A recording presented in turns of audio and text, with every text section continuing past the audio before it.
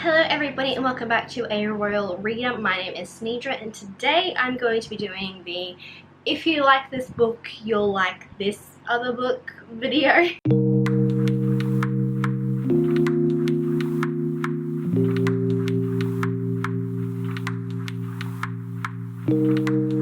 So I've seen a few people do this and I wanted to give my go at it. So I have 4 different books, I believe.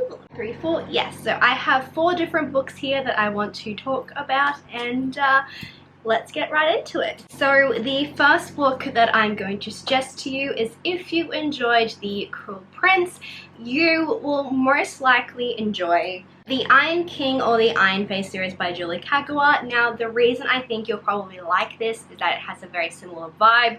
We have a human girl going into...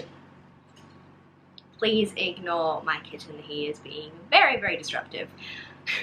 So we have a human girl going into the Feyland. So in this book we follow our main character called Megan Chase. She has always felt like she never really fit in since her father vanished at the age of 6. She has always felt very out of place, and then when a dark, mysterious figure starts trailing her, she then discovers that she's actually the princess of a very, very powerful Fey king who has actually kidnapped her brother. So she has to go into the Fey world and try and get him back, and then she ends up getting caught in between a very, very political war that just spans across all of the different seasons, and it is a whirlwind of a ride. We have sassy best friends, we have brooding princes that are very dark and mysterious and cold. In this one, he's actually an ice prince, so you know, the cold and mysterious brooding thing is just, you know, a part of him. So I really, really enjoy this series. If you have not read this Fey series, please, please, please go ahead and do yourself a favor and read it. It is so good. We have the second main character called Puck, who is literally Puck from Midsummer's Night Dream by William Shakespeare. He is hilarious. I love him to pieces. He is the sassy, like, gay best friend in, like, all fantasy series, so please go ahead and check this out. So the next series or books that I think you'll probably enjoy doing a swap with is The Foxhole Court and then The Raven Cycle by Maggie Stiefvater. So these 2 series have been very intertwined for as long as I can remember. I remember reading this series and then seeing everyone talk about The Foxhole Court at the same time. So if you have read one, you've most likely read the other, but in case you hadn't, it has a very similar mystical autumny feel, even though The Raven Cycle is set during summer. I don't know how Maggie Stiefvater does it, but that's just how atmospheric her writing is. Same with The Foxhole Court. We have the group of unlikely friends. We have the weird, mysterious secrets that are involved within the group. We also have some LGBTQ plus characters involved in both series. So I definitely recommend you pick this up. Both have atmospheric writing, both have brooding characters, and both have the found families trope, which I really enjoy reading in books. So yeah, this one is definitely a pick. If you do not know about The Raven Cycle, it follows our main character called Blue Sargent, who is the daughter of a psychic, and she has been told ever since she can remember that if she kisses her first love, he will die.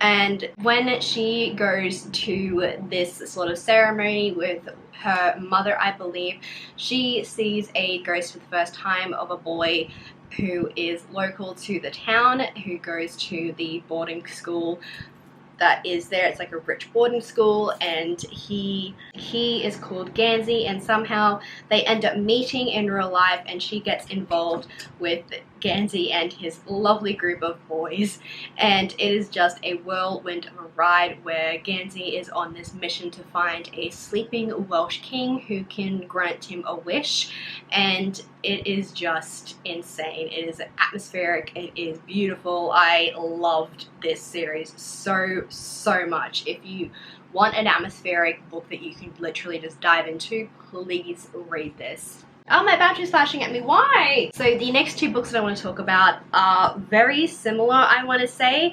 That is The Assassin's Apprentice by Robin Hobb, and then the Belgrade series by David Eddings. Both of these are old fantasies that follow a young boy character, and then the series then evolves as he grows up and you follow along. It's mysterious and magical, and there is a group of very odd characters all put in together, and I just think both of these really match each other in that aspect. They are both old, as in they were both written back in like 19 something or other. I mean, not that far, you know, it's probably like 70 or something or other that these were written. But anyway, they have that same sort of atmospheric travel journey, you know, going on an adventure type of thing, and I just really think that both of these can correlate to one another.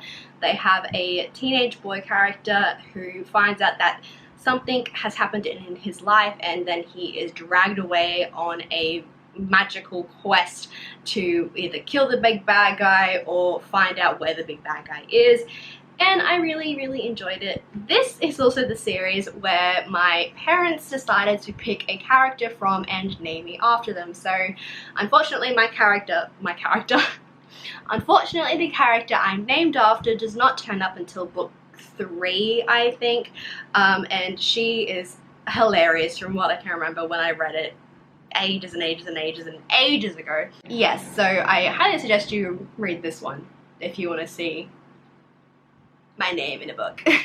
And then the last two books that I want to talk about quickly while I can, while my battery is flashing at me, is if you enjoyed The Infernal Devices by Cassandra Clare, you will most likely enjoy Stalking Jack the Ripper by Kerri Maniscalco. Now the reason I think both of these sort of intertwine is that they are both set in some period in England that has, you know, petticoats and corsets and blah blah blah, but also that they are both mysteries in a way. Obviously, Stalking Jack the Ripper is about finding who Jack the Ripper is and discovering that mystery, but in the Infernal Devices, especially in the first one anyway, from what I can remember, there is a sort of mystery involving our main character called Tessa. She finds out that she is somehow a demon of some kind, and she ends up getting rescued by a group of shadow hunters, which is obviously James and Will, and it is just... I have not finished this book, so I can't really talk too much about it, but the whole, it's set in the age of Queen Victoria, and I think Stalking Jack the Ripper is as well, or at least around there, so I definitely think they both correlate. There's mystery, there is some sort of magical aspect obviously with this one, but also with Kerri Maniscalco's Stalking Jack the Ripper series. The whole entire series does involve some type of magical, whimsical influence, so I definitely think both of them can be intertwined as well. So unfortunately my camera decided that it was going to just stop working, and I'm going to film the outro on my phone. So anyway, I hope you guys did enjoy this video. Give it a thumbs up if you did. Let me know if I did okay, and if you think that these books do actually, you know, work well together. I hope they do. This is my first time doing something like this, so I wasn't entirely sure how well it was going to work out, but I think it went okay. I'm not too sure. Let me know what you guys think down below in the comments. If you guys have any of these books, please let me know what your thoughts were. I really love all of these books, and I do plan on finishing them if I haven't read them. Yeah.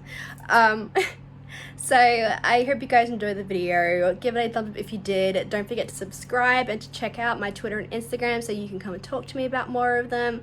And yeah, I hope you guys enjoyed, and I will talk to you guys in another video later on.